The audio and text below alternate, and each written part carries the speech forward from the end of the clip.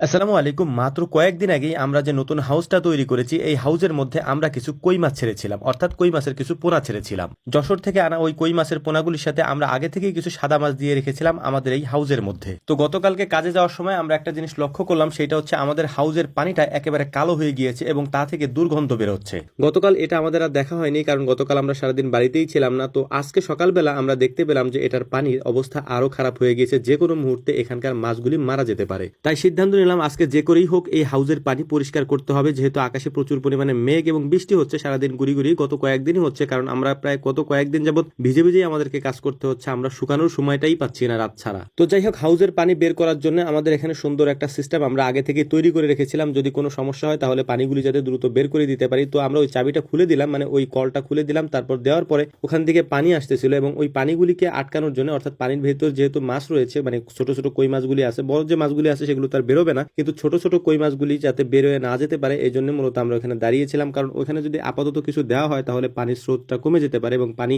এখান থেকে নামতে দেরি হবে। যেহেতু বৃষ্টি হচ্ছে, দ্রুত আমাদের এই কাজটা করতে হবে। তো হাউজের মধ্যে নেমে বুঝলাম যে এটার মধ্যে যে আগে পাতাগুলি ছিল, অর্থাৎ এখানে যে পাতাগুলি পড়েছিল, ওই পাতাগুলি পচে পানির কালারটা এরকম হয়ে গিয়েছে, যেটা আমাদের আসলে ভুলই ছিল। এর কারণ হচ্ছে আমরা যখন প্রথমবার পানি দিয়েছিলাম, ওই পানি দেওয়ার পরে পরবর্তীতে আর পানি চেঞ্জ করা হয় নাই। ওই পানির মধ্যে আমরা মাছ ছেড়েছিলাম এবং মাছ ছাড়া মূলত বেশ কয়েকদিন পরে আমরা উপরে একটা চালি দিয়েছি যাতে করে পাতাগুলি নিচে পড়তে না পারে। কিন্তু তার আগে যে পাতাগুলি নিচে পড়েছিল ওই পাতাগুলি পচে পানির কালারটা এমন হয়ে গিয়েছে। তো আমরা হাউজের পানিটা ছেড়ে দিয়ে তারপর হচ্ছে একটা নেট নিয়ে ভেতর থেকে মাছগুলি ধরে কয়েকটা বালতির মধ্যে আলাদা আলাদা ভাবে রাখতেছিলাম, যাতে করে মাছগুলি মারা না যায় এবং খুব দ্রুত আমরা এটার মধ্যে নতুন পানি দিয়ে মাছগুলি ছেড়ে দেবো ইনশাআল্লাহ। এই জন্যই মূলত আমরা দ্রুত করার জন্য হাউজের পানি ছাড়ার পাশাপাশি আমরা বালতি দিয়ে পানিগুলিকে বের করে দিচ্ছিলাম এবং মাছগুলিকে ধরে ধরে আলাদা আলাদা বালতিতে আমরা রাখতেছিলাম, যাতে করে মাছগুলি মারা না যায়। তো যাই হোক, আলহামদুলিল্লাহ দেখতে দেখতে হাউজের পানিটা একেবারে কমে গিয়েছে এবং হাউজের নিচে দেখতেই পাচ্ছেন কি পরিমাণে ময়লা জমে আছে। তো এই পুরো ময়লাটা আমরা পরিষ্কার করে ফেলবো একেবারে ফ্রেশ করে, তারপর নতুন পানি আমরা এখানে দিব।